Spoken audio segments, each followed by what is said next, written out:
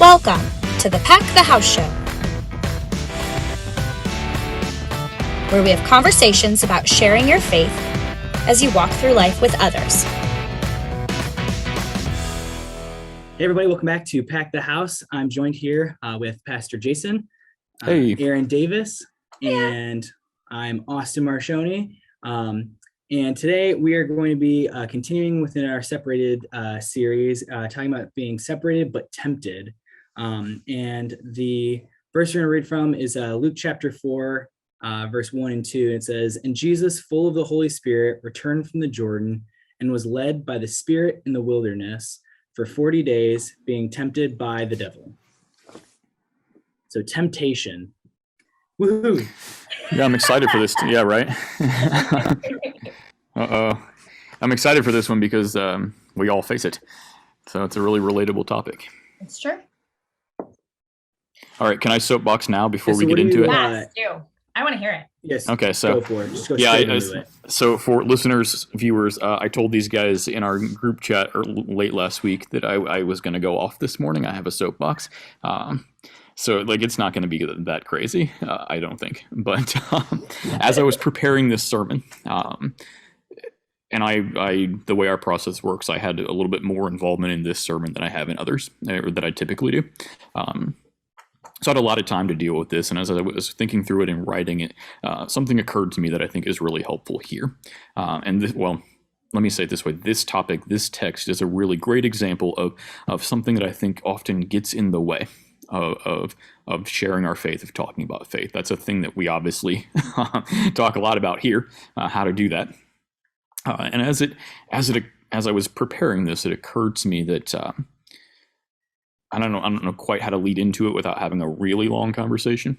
But sometimes we have this, as I preached it on Sunday, we have this kind of shrunken understanding of the gospel, this shrunken understanding of what Jesus did for us, which is, Jesus paid the price for sin. So that's an aspect of this topic, right? And if you heard the sermon on Sunday, you heard this idea that Jesus went to the cross to pay the price for sin, which is a true fact. But if that's all if that's how we present the gospel, and Jesus paid the price for sin, we sort of present it like paying a parking ticket, right?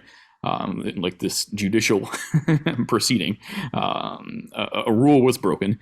The rule book requires a penalty, and therefore the fine is imposed, and the fine is paid on your behalf. Very transactional. It's more transactional.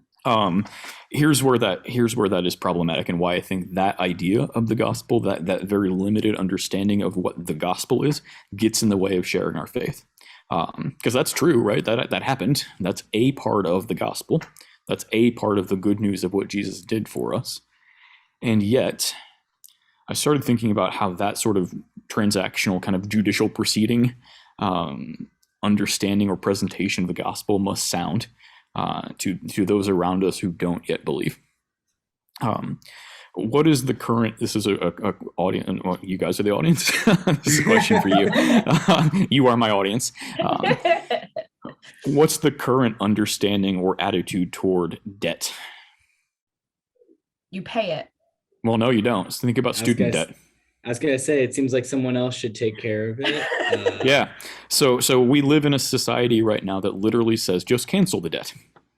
So we have this if we present the gospel in that way, right? I have a debt. Jesus paid the debt for me.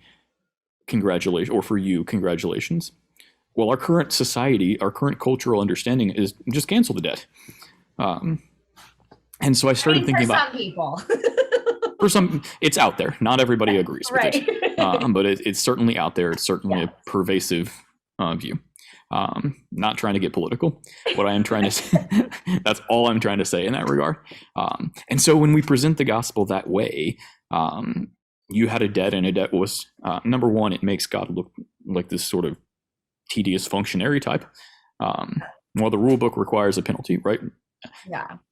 Because we live in this culture that says just cancel it. That's easy. So we're presenting like the least interesting aspect of the good news, and the one that is most I was gonna say, to me, it almost sounds like too, like it's like if your debt is just gonna get paid, is already paid off and everything like that, or if it's gonna continue to be canceled, why not just take on more debt for it to be canceled later? To me, that's almost like, Well, there's that. leads into a little bit of that understanding, but More the way I was thinking about this is more along the lines of, why wouldn't God just cancel the debt? He could. He's God, right? Yeah, that's what I hear most often, is the whole like not necessarily canceling the debt, but like it's almost like they don't need to get canceled, like their debt. They're like, I don't Right. care, there's no interest on it, right? Like It's it's like, yeah. right? Like, Like I don't care if it's that big a concern for you, just write it off. exactly. And so it just becomes this thing where it's like I don't need repentance for my sin. I don't need anybody to save me because I don't have this big of a thing. Like this is Right. not a big deal. Right. Yeah. So let's wrap this up, and let me make something out of it, other than just kind of railing against it. Rather than presenting that one small slice of the good news of Jesus, which, again, for someone who doesn't believe, who lives in a worldview that says debt can just be canceled, Mhm. we present that one small slice. It's perplexing. Why wouldn't he just cancel it? And it's, to Aaron's point, it's maybe the least interesting piece. This is not a big deal for me. But so here's how to here's my thought for how to go beyond that. Cancellation of debt, paying the price for sin, is a part of this idea of temptation. Jesus goes to the cross to pay the price for sin, and that's important in this story, but it's not the whole story. He goes to the cross to pay the price for sin, so that now you and I do not face temptation alone, so that the connection between you and God is restored. This sin thing is important because it's in the way of that relationship with God that helps me face temptation. But the paying for sin isn't as important a factor there. I don't want to say it's not important. You know what I mean? And when you take it out and make it transactional like that, you kind of take the love out of it, which, like, the whole reason that it's super loving to give your life for the payment of somebody else. There's love in it. Yeah, but if you're thinking of it transactionally, right? And you're like, this person's paying off my student loans. Like, say the government was to pay off your student loans, right? That would be like, oh, well, thank you, government, right? But that doesn't make me love the government anymore. So a rule was satisfied. Right. And that's great.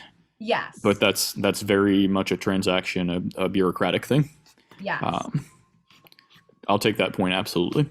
So here's what I want to make out of it is when we're in any given, as you are, whether as you're encountering Jesus, right? That's a weird thing to say. As, for example, you are doing your own personal Bible study, your morning devotions, or maybe you're in a small group and you're reading, doing Bible study. And we think about the gospel, the good news. Paying for sin is always a part of that. It's necessary. It had to happen. Paying for sin is always a part of that. But here's the kind of the tool. Try to look for the so that. What's the so that? Sin was paid for. Sin was cleared out of the way. So that what? What is now true for you because the sin is paid for? So I'll give the example from this. I kind of did the example from this text. The sin is paid for on the cross. It's cleared out of the way so that now you have a renewed, restored connection with God. You don't face temptation alone. You don't face the devil by yourself. So we never want to discount, all of us have a problem with God. All of us are sinful and broken and need his forgiveness, and it was given to us. We don't want to discount that. Right. But that's maybe not the starting point. That's not the answer to every gospel need, right? So sometimes we can look for the so that in there. So for example, if I'm, I'll just make one comment and then I'll be quiet. If I'm having coffee with a friend who says, I have this, I'm feeling tempted. I have a temptation. There's a new person at work and whatever. I'm not going to go too far. Okay. There's a new person at work and I'm thinking I have thoughts about her, whatever. the answer isn't necessarily Jesus went to the cross to pay for your sin. That's true, but maybe what's true because of that is a more helpful starting point, a more helpful response in that moment. You don't face this alone because. All right, quiet. I was just gonna say that, like, I think that, you know, not only is it that so that you're not facing it alone, but you're also, you know, because in this, obviously this part of the reading, you know, Jesus was tempted himself, like you're going through it with someone who loved you enough to have experienced the temptation and have to hit a fight it himself, you know. And so that's where I think that there's a lot of love in that, and that, you know, he could just fairly easily just been like, I'm powerful enough, I'm just gonna save you, cool. But like it's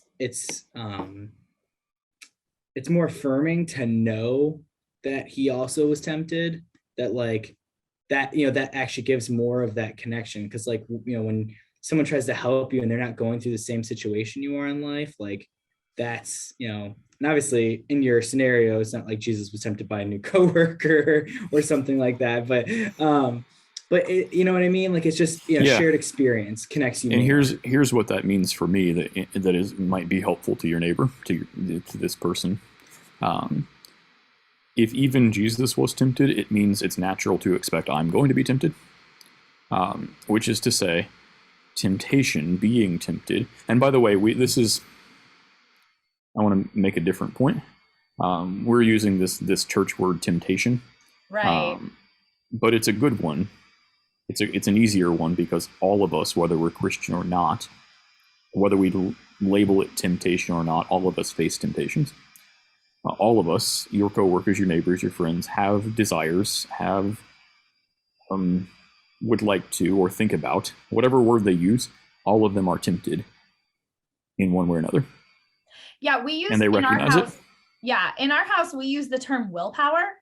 So like, do you have the willpower to resist that, right? Because my husband's atheist. And right. So because tempted makes him think of sin, and he's like, right? And that's a really solid point, Aaron.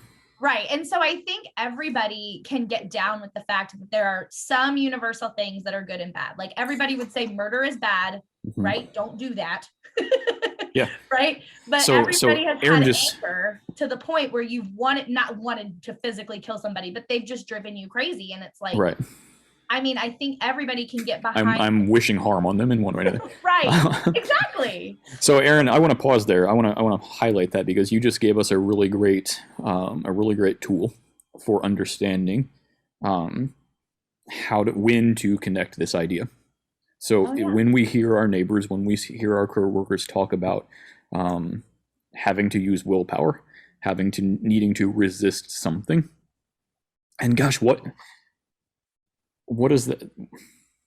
I have so many thoughts right now. Let me pause. When I hear that, I need willpower. I need to resist something. What's the subject of all those sentences? Me. Yeah. I'm alone in this. Either I have this desire to do something that may wreck my life, might ruin my career, might break up my family, or maybe it's not that strong. Maybe it just goes against my morals and my values, right? This is not who I want to be. This is not what I want for myself. You don't have to be a Christian to have morals and values. Regardless of where they come from, everyone has them. This is not who I want to be. And yet I'm pulled in that direction. And so that willpower thing, I think that's a great flag. What I hear in that is I'm alone in it. Either I stand up to it by myself or I get sucked in. Right. And in our house, I don't always do this because I'm not perfect, but I try to be a good example, like, especially to my girls. Like, a lot of times they'll do something that's like crazy and I want to yell at them. Right.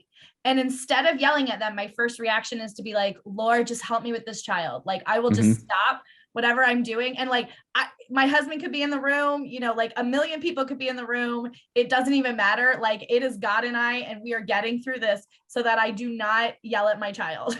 Right. Yeah. And I think a lot of people can like relate to that situation. And that's a good witness of, I'm being tempted to be taken over by my anger. and yell at this And child for doing something that I've told them a million times not to do. And just using that Jesus is helping me get through that temptation. yeah, and it doesn't have to be that I don't want to yell at my child or give in to anger because of my Christian faith. That's Right. just not the mother I want to be. Yes, exactly. Any mother could, I mean, maybe some are angry and okay with it, but any mother could relate to that, right? Right. So, and I want to back up a step too, Aaron. Again, you're doing good stuff. I just want to like talk about what it is, because you did it, right? You did what is the Christian response to temptation. So, in our sermon this week and through this series, we're talking about, when we say separated, we mean what's different about us. How is our reaction, our response different because we have this relationship with Jesus? Mm-hmm. You just said what it is, or did it, right? I don't have to face this alone. Instead, I can turn it over to Jesus. I don't have to pretend I don't have temptations. Please don't do that. Right. That is a wrong way of being separated. Exactly. If you pretend you don't have them, you are bearing false witness. You're giving a bad witness to the neighbors around you. If you say things like, I've risen above that, that's not right. a good witness. Or I encounter Christians a lot who claim their biggest struggle is like they just can't read enough Bible, or there's not enough days of church to go to. That's a struggle. Yeah, that is not your biggest struggle is lying. That's amazing. So, and why is that a problem? Two reasons that's a problem. Number one, your neighbor will not see a Christ-centered way of dealing with temptation if you pretend you don't have any. Mm-hmm. That's reason number one. Yeah. Number two, you don't get, again, that's a me focus. I don't want that. I don't need that. I don't really like that. Guess what? You do. And so you miss out on the opportunity to do what Aaron just did, which is, I'm going to turn this over to Jesus. I'm going to announce and acknowledge the temptation I have and turn it over to him. And you missed that connection with that other person, saying that, just like as I was saying, with Jesus having been tempted, you missed that opportunity of saying, like, I may not have gone through the exact same thing, but my struggle might not be your struggle. There. Yeah. Cause nothing makes people want to share less about what they're going through than being told, yeah, dude, you're weird. Or like, that's a weird thing to be like, what? Like, my struggle is actually, I'm not great enough. Yeah. Like, to present yourself as I have my life together is the most unattractive quality in a person. And that's why that short prayer of, Lord, help me with this child, right? Like, not just my children. I'm frustrated by a lot of people in my life, right? I think everybody is. Like, people are frustrating. And if you're with them long enough, you're going to get frustrated. And just to like shout out a prayer about help me with this person, or help me be better for this person. I say that a lot too. It's just like, I think those small things are just like a way to show the person that like, I'm clearly don't have it all together. Like, all right. Yeah, absolutely. So let's assume, for sake of kind of tying this up in a bow, let's assume we've done what Austin. So we're in a conversation with our neighbor. We've started with Austin's starting point to say, yeah, I also my struggle isn't necessarily exactly like that or your exact struggle, but I also have desires or I do the mental fantasies of things that would wreck my life, that are not who I want to be. You don't have to use the Christian word temptation. But so you've done the starting point of acknowledging I'm there too, in one way or another.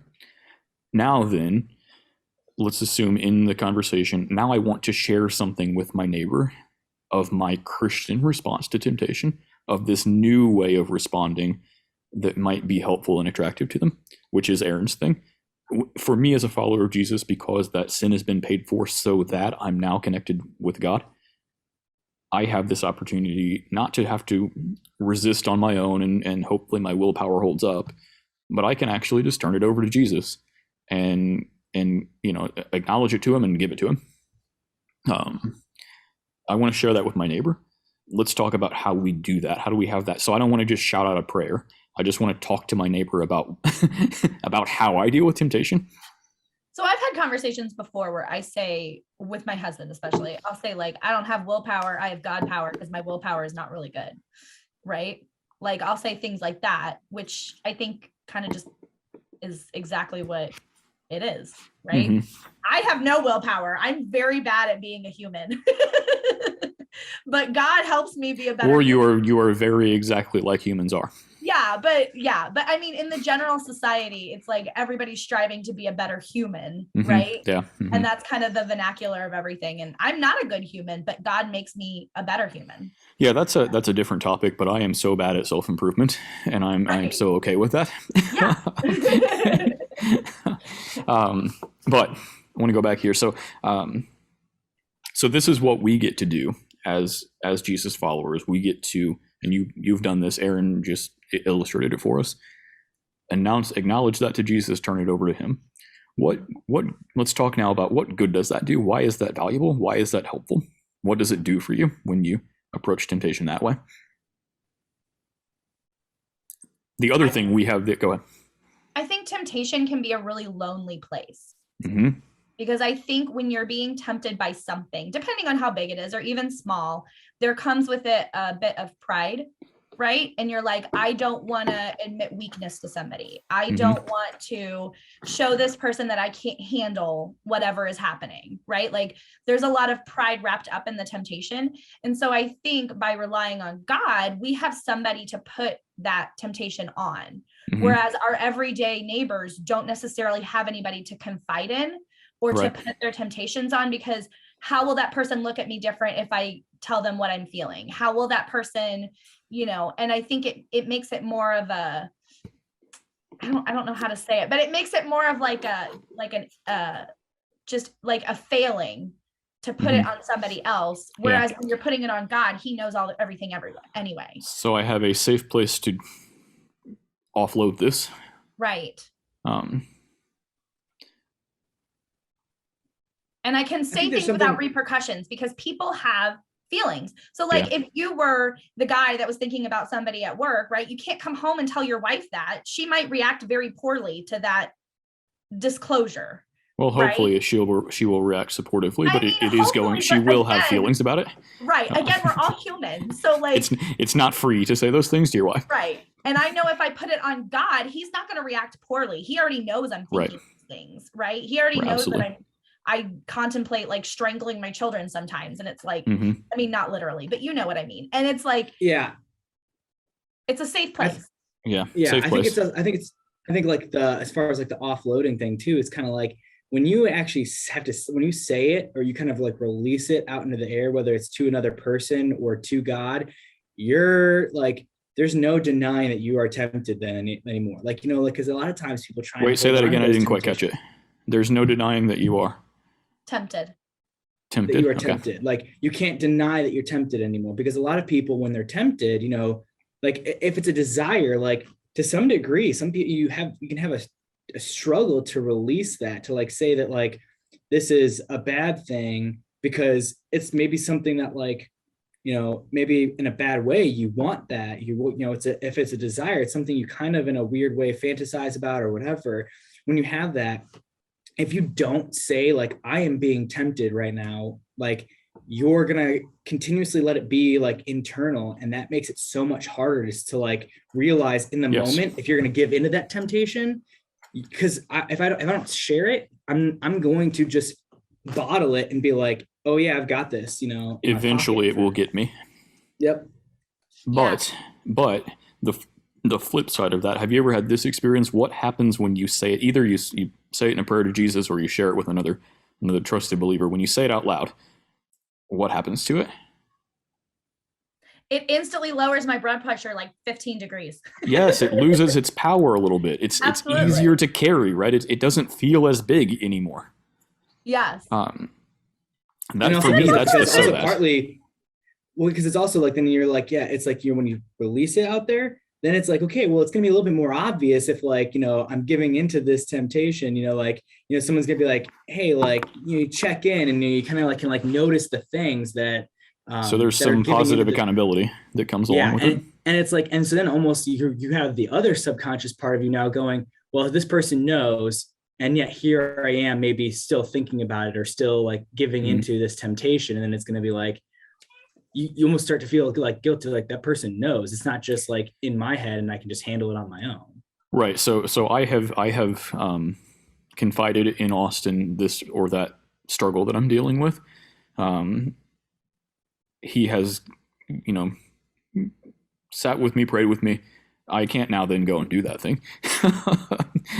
I totally feel that all the time. I use that to my advantage from time to time. So by the way, if you're listening and you're a Jesus follower, find another trusted Jesus follower, because you can use that to your advantage. Yes, that's true. But I kind of want to just put all this together I want to package it all together and kind of wrap up there, if that's okay. Because I think we've had a really nice conversation about how to respond in a Jesus way when those around us are tempted. When I'm myself, what I can share when my friends and neighbors and coworkers are facing temptation. So again, it won't necessarily sound like that. They won't necessarily use those words. But as Aaron pointed out to us, you're looking for willpower, resist, things along those lines. Struggle. That's a good one. Yeah. When you hear that, you were in a faith conversation. They don't necessarily know, but you were in a faith conversation. Step one, as Austin again pointed for us, if you struggle like that, then it's maybe it's safe to share that. If your struggle is not quite like that, then it's still good to acknowledge, yeah, I don't struggle in quite that way, but I also face things that would cause me damage or that go against who I want to be. That's a way of relating to, the person you're talking to probably won't say my struggle is sinful, but it's not who they want to be. And so that's a way of relating that. Next, what can we share with them that's positive, that's helpful? One thing that really helps me when I'm in a place and when I'm struggling with something that's less than what I want to be, when my willpower is weighing down or wearing down, one thing that really helps me is I acknowledge that. I say it to Jesus and I give it to him. And maybe that sounds weird, but when I do that, it makes it easier to carry. It loses some of its power over me. Whether I share it with another, we'll stop there. I give it to him and it loses some of its power. It's easier to carry. And to me, I think that's the whole conversation. And I want to say one more thing. I want to say that when somebody is feeling comfortable enough to share with you something that they're struggling with, don't say something like, yeah, I'm tempted by sin too, because again, that goes back to the Christianese of it. And then they could be like, taken aback by it. And then they'll just instantly shut down, which has happened to me before. So you definitely want to live in their vernacular, which we've talked about before. But I think in this specific situation, like staying away from the word sin is probably a good idea. Right. Yeah, because there are ways that sin, again, if you can think about the ways that sin shows itself and talk about those. Yes. Sin causes me to do things that would put my relationship in danger, causes me to do things that would put my job in danger, causes me to do things that are not who I want to be, that go against my values. Yeah. And so you don't have to say the sin part, you can just say that part, the way sin looks. Yeah. Well said. That's helpful. Okay. And I'll put one more caveat in, not caveat, but one more and also. Because one thing that I just thought about, again, it's not always true. Doing what Aaron did, saying that prayer, I'm struggling with this thing, I give that over to Jesus. Sure. Not yet. You will. Yes. I'm struggling with this thing. I have this desire. I give that over to Jesus. It does kind of lighten it. It makes the struggle a little easier. But I may have to repeat that a dozen times. Oh, yeah. It will pop back up again. Yeah. And so I just want to say, you can still do this process. You can still share this piece of good news with someone, even if it's not a magic fix. And you by also the way- don't have to have all of your temptations and all of your stuff. You don't have to be perfect either to be helping Yeah. someone else, try Yeah, to so- go through their things. So we're not telling our neighbors, I say this to Jesus and magically it's gone. No, I say it to Jesus. I say this, I turn it over to him, and it helps a little. And a little bit later, it might ramp up again, and I do it over. Yes, exactly. And I think it's good for people to see like you doing that, because then like with my kids anyway, when they hear me say, Lord, help me with this child, then they're like, we need to back up a bit. She's calling in the Lord. Right. And then I get a lot of like, I love you, mom. I love you, mom. Then I get a lot of that afterwards. But yeah, so it's a good example both ways, Yeah. All right. Well, All that right. seems like a good place to wrap up. Absolutely. Pastor Jason, would you mind praying for us today? Yeah, it's been a while since I prayed. I will. Yeah. Jesus, thank you for the example that you give us in your word. Thank you for withstanding temptation on our behalf, so that now we can face it not alone, that we can face it with you by our side, so that now we have that opportunity to say to you, to turn those things that we struggle with, those things that would lead us toward what we don't want to be, and that we can turn that over to you. And thank you for that little bit of help that provides. Lord, as we find ourselves in conversation with friends and neighbors and coworkers who do struggle against the same things, even if they label it or name it differently, open our eyes, open our hearts, give us these words to be able to share that invitation with them, that we have an opportunity to turn it over to you, and that helps us. In Jesus' name we pray that. Amen. Amen. Well, thanks for joining us, and we'll see you all next week. Yep. Have a great week. Bye. Thanks for joining us for the Pack the House show. For more content like this, or to connect with us, visit our website, cornerstonelutheran.church.